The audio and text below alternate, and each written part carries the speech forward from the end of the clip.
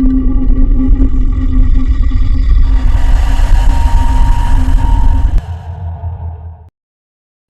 was exactly 8 p.m. when I pulled into an almost empty Burger King parking lot.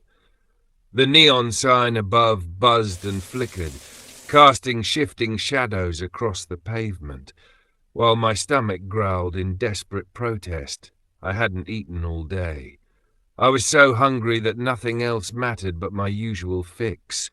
3 full meals loaded with extra cheese on every burger, large drinks, and a mountain of fries. I didn't care about the price. I had the cash and an insatiable appetite. Before stepping out of my car, I was about to lower the window when I caught something odd. A static noise so subtle, I almost convinced myself I misheard it. It was barely there, like a whisper between the normal hum of the engine and the night's ambient silence. I hesitated, wondering if it was just interference, but the sound left a lingering chill in my ear. With a determined shrug, I decided to take matters into my own hands. I rolled down the window and announced that I'd be dining inside instead. After all, I was not only ravenous, but also in desperate need of a restroom break. The worker at the window, his face drawn and eyes distant, simply replied in that same mechanical tone, "Understood." Inside, the Burger King felt less like a fast food joint and more like a forgotten relic. The usual sizzle and chatter had been replaced by a heavy, stale silence that clung to every surface. I was the only customer in a place that should have been buzzing with life. After what felt like an eternity, my order arrived, each meal piled high with extra cheese. But my hunger wasn't satisfied. I craved even more.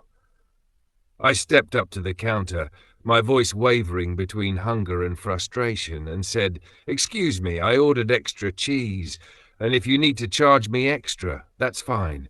I've got money. I want even more cheese."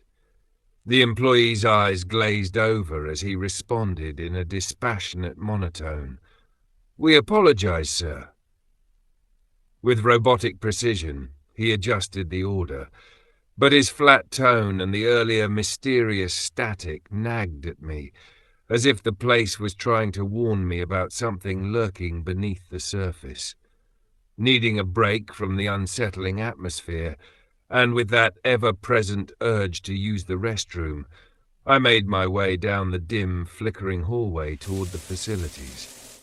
The fluorescent lights overhead buzzed erratically, creating jittery shadows on the worn-out walls. I hurried to the farthest stall, praying for a moment of mundane normalcy. No sooner had I settled in than a sharp, sudden thud erupted from the adjacent stall. I froze, my heart hammering in my chest. Peering through the thin partition, I saw something I couldn't unsee. A pair of battered, worn shoes, inexplicably dangling in midair as if gravity had abandoned them. I blinked hard, my mind racing to rationalize the impossible sight.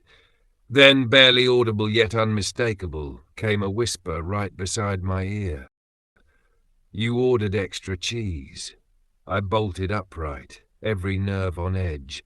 The neighboring stall's door now hung wide open, as if whoever had been there had vanished in a hurry. I rushed to the sink, splashing cold water on my face. In the grimy mirror, I caught a glimpse of my terrified expression and something else. A faint message scratched into the metal of the paper towel dispenser. "Hungry." Without another thought, I grabbed my food from the counter and bolted out of the restaurant. Once outside, fumbling with my keys, I risked one last glance in the rearview mirror. There, under the weak glow of a streetlight, stood a solitary figure. I couldn't tell if it was a man or merely a shadow given life, but its silent stare felt accusatory, as if it were silently saying, "You shouldn't have stayed."